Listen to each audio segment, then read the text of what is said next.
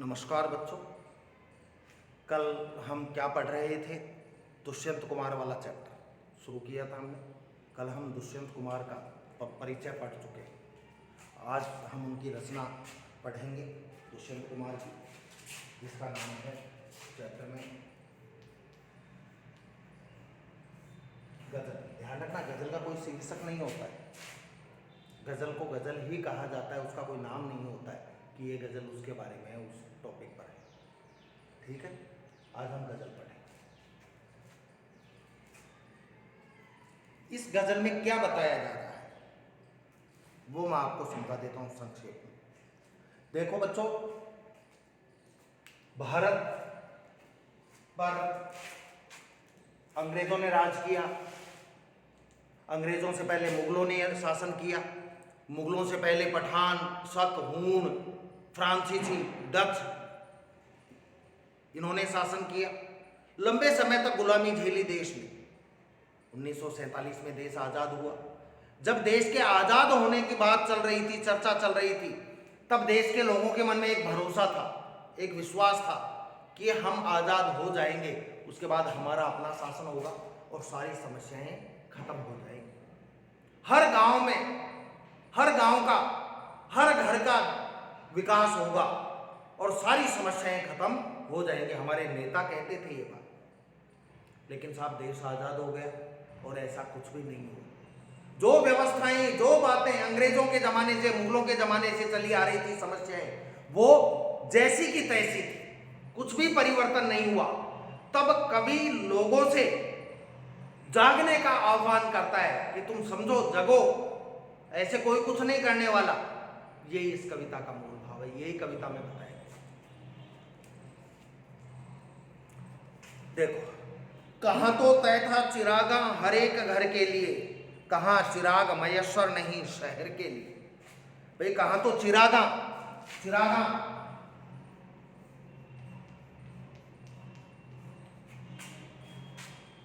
चिरागा का मतलब चिराग, चिराग का मतलब दीपक। कहां तो तय था चिरागा हर एक घर के लिए। कहां तो हमारे नेता ये कहते थे कि जब देश आजाद हो जाएगा तो प्रत्येक घर में दीपक जलाए जाएंगे। दीपक जलाना मतलब खुशियां आएंगी।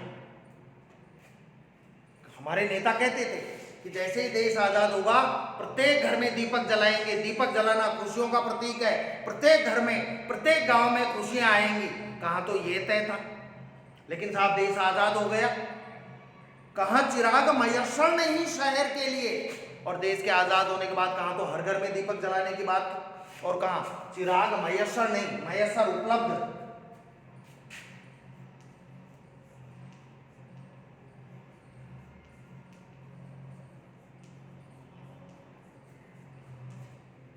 कहां चिराग मयस्सर नहीं शहर के लिए, और कहां शहर में, पूरे एक शहर में एक दीपक भी नहीं जला जा रहा। कहने का मतलब या कभी तय तो ये था कि हर घर में दीपक जलाए जाएंगे, हर घर में खुशियां होंगी आजाद होने के बाद। और कहां जब देश आजाद हो गया तो हर घर में दीपक जलाने की बात तो छोड़ो साहब, हर घर में खुशियां आने की बात तो छोड़िए, शहर में भी खुशियां नहीं आ रही हैं। बड़े शहरों में भी यह व्यवस्था है, बड़े शहरों की भी समस्याओं का समाधान नहीं हुआ।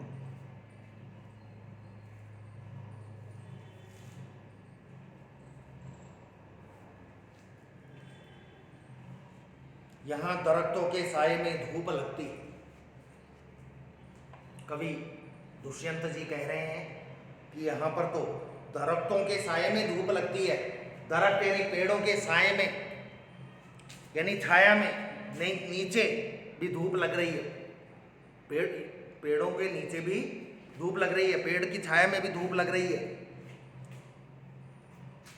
चलो यहां से चले उम्र भर के लिए, चलो यहां से हम उम्र भर के लिए चलते हैं। कहने का मतलब है यहां ऐसे वृक्ष हैं, उनकी छाया धूप से रक्षा नहीं कर पाती। उन वृक्षों की छाया में भी यात्रियों को धूप की तपन महसूस होती है। ऐसा स्थान ठहरने योग्य नहीं है, चलो इसे छोड़कर हमेशा के लिए किसी और स्थान पर चले। कहने का भाव है कि नेताओं ने जो वायदे किए, उन्होंने वो वायदे पूरे नहीं किए। जो दरख्त है जिससे छाया मिलनी चाहिए, जिन नेताओं ने जो वादे करके जो मंत्री पदों तक पहुंचे हैं वो भी अपने वादों से फिर रहे हैं। इसलिए जो नेता हैं, जन नेता हैं, वो अपने कर्तव्य का ठीक प्रकार से निर्वाह नहीं कर पा रहे हैं। उनके शासन में जनता को सुख शांति से जीवन बिताने का अवसर नहीं मिल रहा है। इसलिए कवि के मन में पलायन की प्रवृत्ति जन्म ले रही है कि जब यहाँ सुविधा है ही नहीं, शांति है ही नहीं, सुख है ही नहीं, तो यहाँ से छोड़कर हमें किसी और जगह चला जाना चाहिए। अगली 4 पंक्तियां हैं। न हो कमीज तो पाँव से पेट ढक लेंगे, न हो कमीज तो पाँव से पेट ढक लेंगे। ये लोग कितने मुनासिब हैं इस सफ़र के लिए। कवि कहते हैं कि हमारे देश के अधिकतर लोग भाग्यवादी हैं, हमारे देश के अधिकतर लोग भाग्यवादी हैं।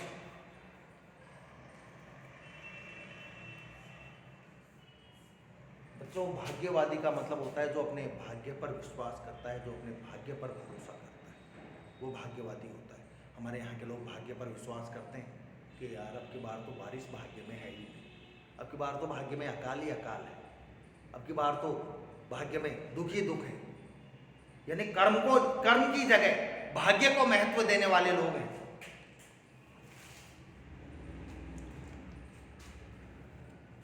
और जो भाग्यवादी होते हैं वे संघर्षों से बचने का प्रयत्न करते हैं।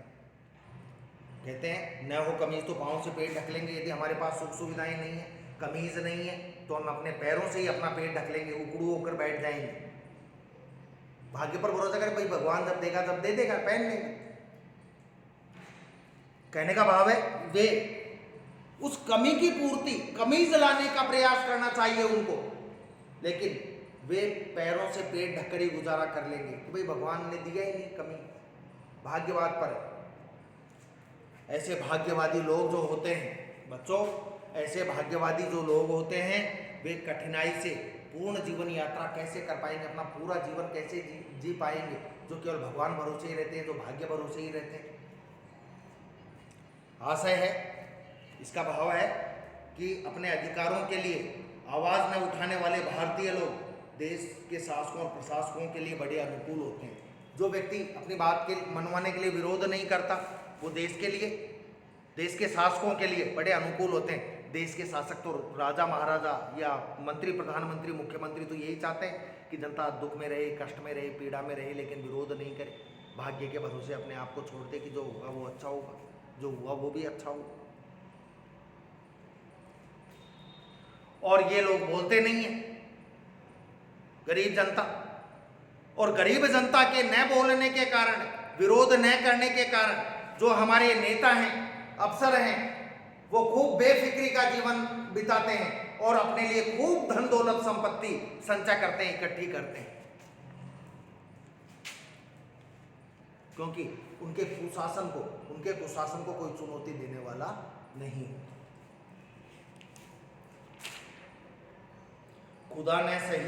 खुदा नहीं न सही आदमी का ख्वाब सही, कोई हसीन नज़ारा तो है नज़र के लिए।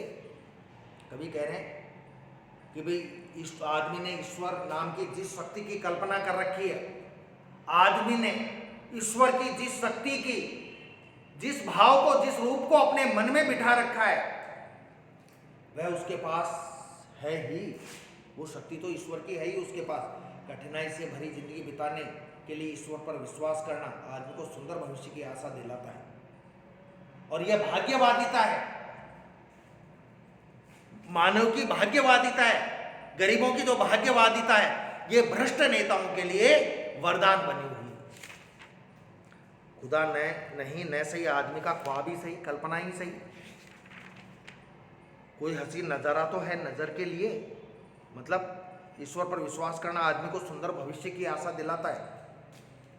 ईश्वर पर विश्वास करना आदमी को सुंदर भविष्य की आशा दिलाता है। तीसरा देखिए, वे मुतमईन है कि पत्थर पिघल नहीं सकता। मैं बेकरार हूं आवाज में असर के लिए। कवि दुष्यंत कुमार जी कह रहे हैं वे मुतमईन हैं, मुतमईन निश्चिंत। वो नेता लोग बिल्कुल निश्चिंत हैं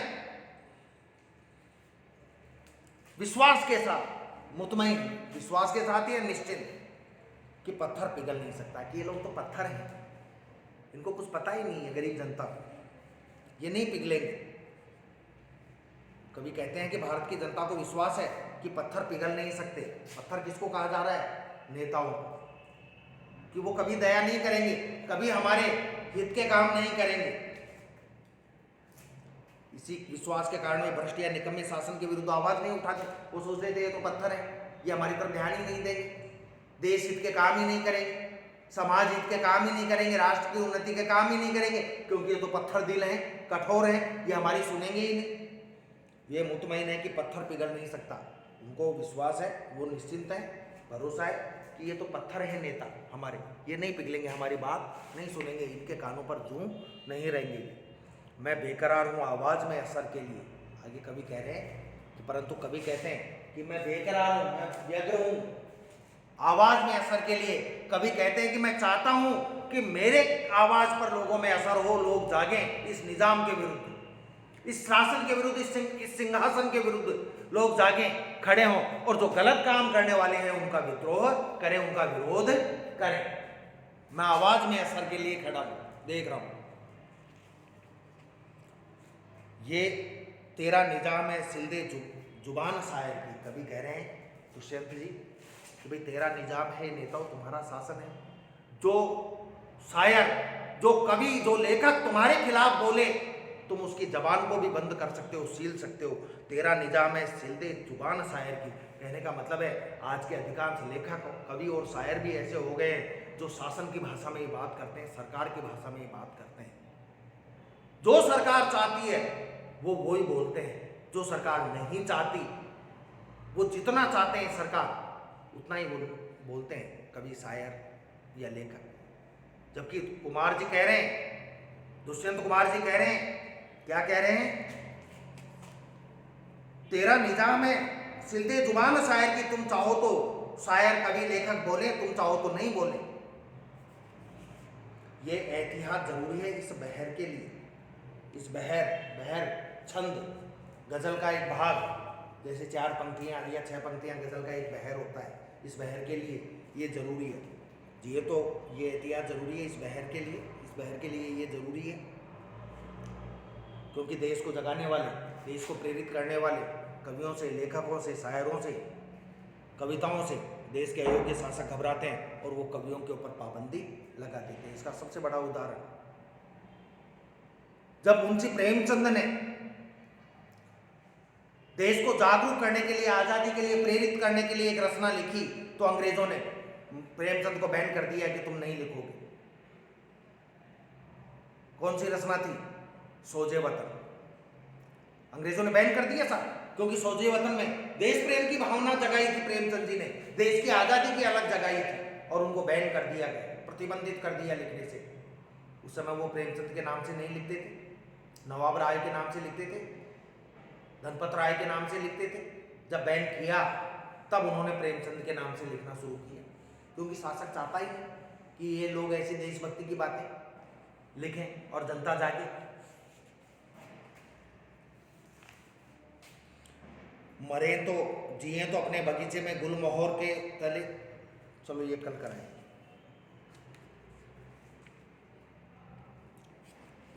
ठीक है बच्चों, आशा है समझ में आ गया होगा। फिर भी आपको कोई समस्या हो, कोई प्रॉब्लम हो, तो निश्चित रूप से आप मुझसे संपर्क कर सकते हैं। धन्यवाद।